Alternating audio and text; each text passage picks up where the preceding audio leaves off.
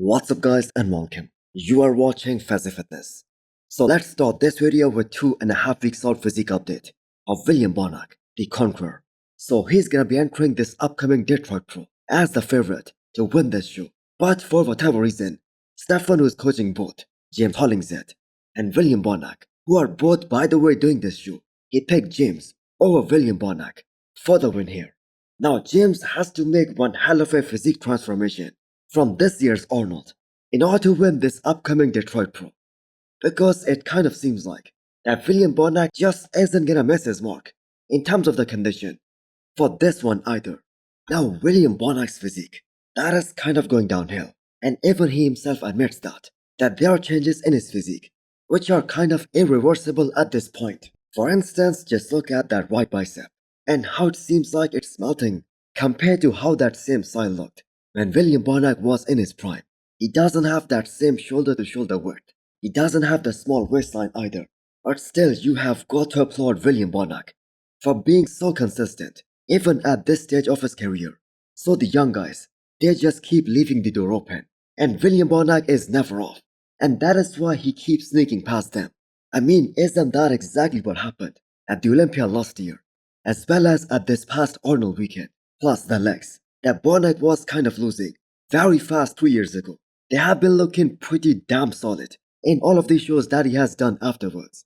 And that obviously contributes to him displaying somewhat of a decent X-frame when he is up on that stage. So I think William Bonac is gonna be pretty damn hard to beat here at Detroit Pro, as he is so complete and he looks right on the money for 17 days out. But do let me know what you guys think. Can James Hollingshead beat a guy like William Bonac at this upcoming show? So Carlos Thomas Jr. is a prime example of how quickly one can lose all the hype, all that exposure, all that build-up that was built over weeks and weeks, or I'm gonna say for months and months, in just 1 hour. And that hour was the Arnold prejudging, which we just saw a week back. Because as soon as Carlos took that stage, everybody who has an eye for bodybuilding, they just knew that the competition is just way too good for him. And not just that, he wasn't in that highest level of conditioning, that top level of conditioning that these IFB pros are supposed to bring, especially at the highest level, at the second biggest bodybuilding show in the world. Now, I'm gonna say I have no idea whether that is the skin texture of Carlos that hinders him from displaying more detail on the stage, or does he need more weeks of dieting, of suffering, to get truly peeled and bring that next level of condition? Now, I think it is more of a time thing for him, because when this guy won his pro card, he displayed that amazing detail and superb conditioning. Now, as he gets more mature and builds up more density, he will be able to showcase more detail, especially from the back. Now, all that being said, I have got to say this guy has got some insane proportions. One of the best in the game. The size aspect is just unbelievable, from the front as well as from the side. And hopefully, you guys haven't forgotten that he's doing this upcoming Detroit Pro. So that will be very interesting to see what an additional 4 weeks of dieting, how that is gonna help his physique. Because technically speaking, he should be more ripped, and he should 100% showcase more detail at this upcoming Detroit Pro. Now Carlos must have been extremely upset and disappointed with the results of this past Arnold. He was thinking, or I'm gonna say was asking for a comparison with the former Miss Olympia Derek Lunsford. And what actually happened was that he ended up getting a comparison with Patrick Moore and Justin Rodriguez. Now Carlos hasn't made even a single post after this year's Arnold about this overall experience of his first ever Arnold. No training updates, no physique updates. So we will have to wait and see how he shows up for Detroit. Now realistically speaking, and based on what we saw at this past Arnold, I don't think he can win this show. In fact, if he's able to crack top 3, that will be a good accomplishment. But do let me know what you guys think. So guys, Hostile No Mercy sale is now live. So get up to 70% off and use the code Fazi10 to get 10% extra discount.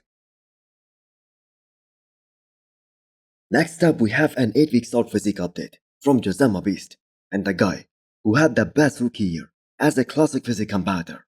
So 2 pro show wins and an Olympia top 6 at his Olympia debut, which puts him in a very elite category.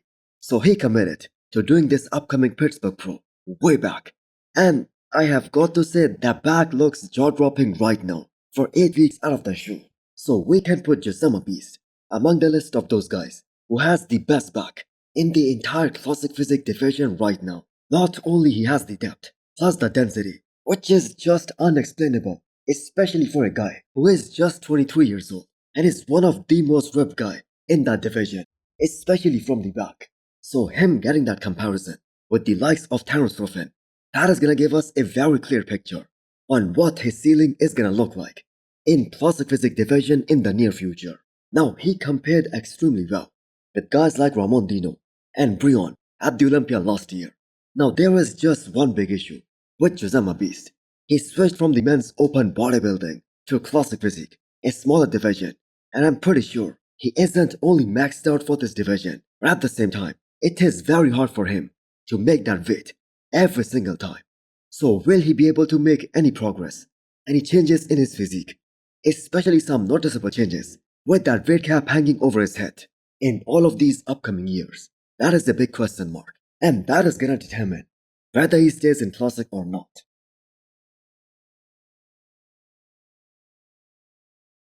Next up is the physique update from Tonio on those some of the craziest proportions in the men's open class right now, especially in that short height category. Now Tonio is looking way too good for his comeback show, which is scheduled at the end of May. So if he looks that lean, this far out of the shoe, maybe he can grow into this upcoming Legion Sports shoe and present a much bigger and a better package than next time we see him on the stage. As more size, that is what Tonio needs, and this is the main reason Tonio skipped the Olympia last year, despite qualifying. Now that is one hell of a gifted athlete you guys are looking at right now. You just have to watch the comparisons from the last show that Tonio did, which was Cali Pro. All those guys in the first call out, they outweighed him by at least 30 plus pounds. But Tonio had such amazing quality that he was the clear-cut winner at that show. Now Tonio has set very high expectations for himself for this upcoming season, especially for the Olympia 2025, a top 6 finish, which by the way is gonna be a very challenging task. Don't get me wrong, he has all the tools to break that ceiling, but I still believe he isn't big enough to give those guys like Hunter Labrada and Andrew Jack a run for their money.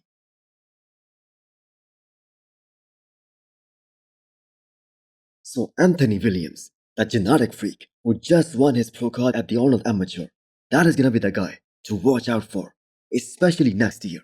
Now you cannot build that kind of shape in the gym. You have to be born with those genetics and then work hard for a decade to polish that up to a point where you look like a statue on the stage. And that is exactly what Anthony Williams looked like on the stage. If you judge his physique from the shape perspective, of course he wasn't in that pro level of condition, because the thing is, he did not need to be, and he still won that class hands down. And now that we are seeing more and more of his physique updates from this prep, it's getting more and more clear how great he looked, even at 16 weeks out of this past Arnold. So just like many new other pros, Anthony needs more work, especially in the back, to be more complete from every angle. That being said, his flow in the front double biceps, that was so damn insane. That is the kind of pose where the eyes are drawn to. And this quality is gonna make Anthony a force to be reckoned with in the pro ranks in the upcoming years. And maybe he's gonna get to compete next year at the Arnold Ohio in the pro category. So hit the thumbs up button if you liked the video and smash the subscribe button if you wanna come back for more. Thanks for watching.